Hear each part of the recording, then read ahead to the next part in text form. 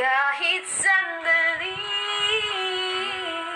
palayain ang pusong di mapigil.